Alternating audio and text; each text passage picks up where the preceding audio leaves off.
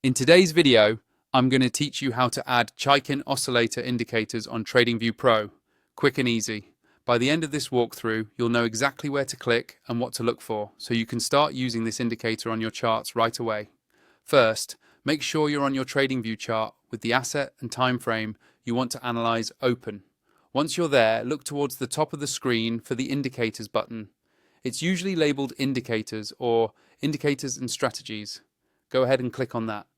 This is where all of TradingView's built-in tools and custom scripts are stored, so you'll be coming back here often as you build out your charting setup.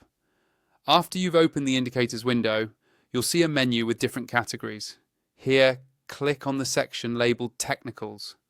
This helps filter the options down to technical analysis tools, which is exactly what we're looking for.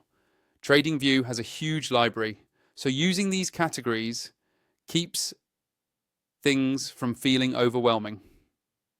Next, move up to the search bar within that indicators window.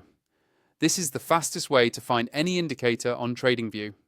Click inside the search field to activate it, then get ready to type in the name of the indicator you want.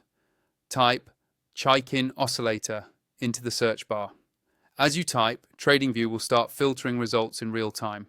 You should see Chaikin Oscillator appear in the list below, usually under the built-in indicators section. Make sure you select the standard Chaikin Oscillator and not a similarly named custom script, unless you specifically want a modified version. Once you see it, click on Chaikin Oscillator. As soon as you click, the indicator will automatically be added to your chart. Typically, it will appear in a separate pane below your main price chart, showing a line that moves above and below a zero level. From here, you can customize it by hovering over the indicator name on the chart and opening the settings.